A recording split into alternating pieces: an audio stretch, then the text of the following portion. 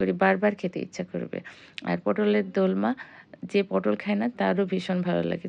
সবজির মধ্যে পটলটা আমার একদমই পছন্দ না। তবে পটলের দোলমা হলে সেটা আবার আমার খুবই পছন্দের খাবার। আর পটলের দোলমা করার জন্য ১ম এই আমি নিয়ে নিয়েছি সিদ্ধ আলু আর নিয়েছি মাছ ভাজা। যেই মাছটাতে কাঁটা কম থাকবে সেই মাছটাই ভেজে নেবেন। আমি এখানে আর মাছ ভেজে নিয়েছি। তারপরে বেছে নিচ্ছি। বেছে নিয়ে তারপরে আলু, ম্যাশ করা আলুটাকে আর এই বাছা মাছগুলাকে একসাথে ভর্তা করে নিব শুকনা পোড়ামরিচ, পিঁয়াজ আর হচ্ছে একটু লবণ দিয়ে। এখানে তেল ব্যবহার করতে পারেন, তবে মাঝে, মাঝে আমি তেল ব্যবহার করি, মাঝে, মাঝে করি না। যেমন আজকে আমি তেল ব্যবহার করিনি। শুধু কাঁচা পিঁয়াজ দিয়েছি আর হচ্ছে শুকনো মরিচ দিয়েছি আর লবণ দিয়েছি। আপনারা চাইলে পেঁয়াজ ভেজেও দিতে পারেন। এটা অনেকভাবেই করা যায়, বাট আমি আজকে কাঁচাটাই দিয়েছি। আর এখানে তেল দেইনি কারণ হচ্ছে আলুটা এমনিতেই অনেক নরম ছিল। তাছাড়া তেলটা না দিলেও হয়, কারণ যেহেতু এটা আবার রান্না করব, সেজন্য তেল আর এখানে দেইনি। তেল যত কম খাওয়া যায় আমার জন্য ততই ভালো। এজন্য তেলটা যত কম খেতে পারি, সেজন্য আমি কম তেলেই বানাচ্ছি। এটা খুব ভালো করে ম্যাশ করে নেওয়া হলে আর কি, ভর্তার মতো করে নেওয়া হলে তারপরে আমি পটলগুলাকে ভালো মতো গায়ের ছিলকাটা হালকা করে চেঁছে নিব। মানে ছিলে নিব না, চেঁছে নিব। যেটাতে হালকা করে ইয়ে করলে উপরের পাতলা আবরণটা চলে যাবে, বাট একদম ছিলা হবে না। তো ওইভাবে পটলটাকে নিয়ে এক মাথা ফুটা করে নিব। এক মাথা কেটে ফুটা করে সেই পটলের ভিতরের বিচিগুলা সব বের করে পটলটাকে একটা পকেটের মতো করে নিব আরকি। তার মধ্যে আমি হচ্ছে এই আলু আর মাছের ইয়াটা দিয়ে দিব। এই দেখেন যেভাবে পটলগুলাকে একটু চেঁচে একপাশে ফুটো করে ভিতরটা ক্লিন করে নিয়েছি, এভাবে করে নিবেন।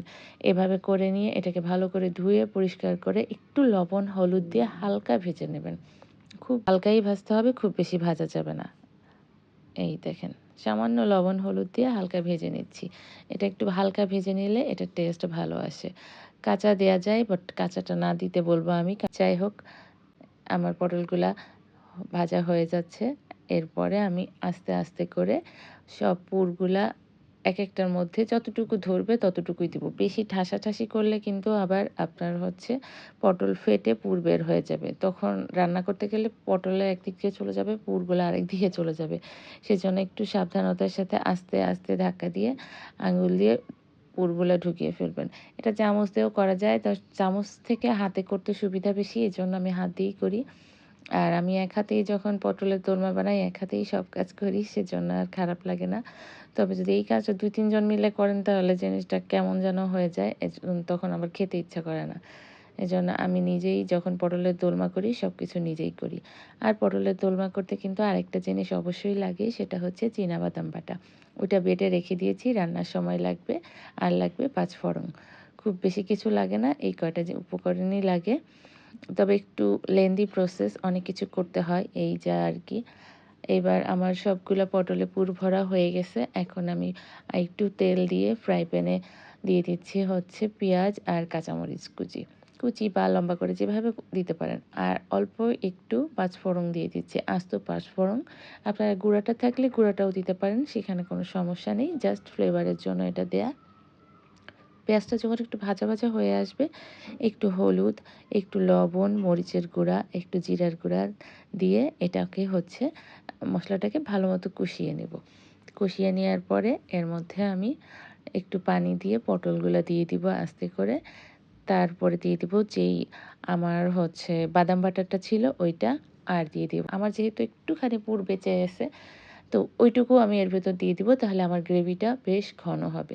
বাদাম বাটা দিলেও হয়, তারপরেও আরেকটু ওটা যেহেতু বেঁচে আছে ওটাও দিয়ে দেবো। তাহলে গ্রেভিটা একদম মাখা, মাখা হবে। আর পটলের দোলমা কিন্তু একবার যে খেয়েছে তার কিন্তু বারবার খেতে ইচ্ছা করে। পটলের দোলমা কিন্তু খুবই মজার একটা খাবার। আমি তো পটলের কিছুই খেতাম না। পটল আমার খুবই অপছন্দের একটা তরকারি।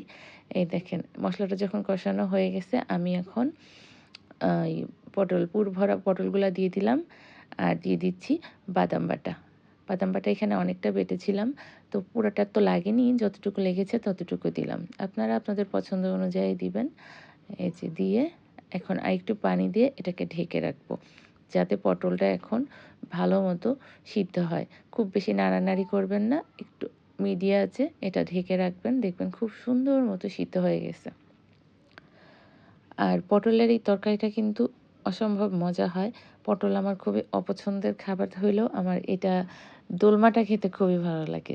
দোলমাটা করতে একটু কষ্ট, মানে অনেক কাজ করতে হয় আরকি। প্রসেসিংটা একটু লেন্দি। তারপরও একটু ভালো জিনিস খেতে হলে একটু কষ্ট করতেই হয়। এই যে আমার সেই বেঁচে যাওয়া পুরটা দিয়ে দিলাম। দিয়ে এখন এটাকে ঢাকনা দিয়ে ঢেকে দিব।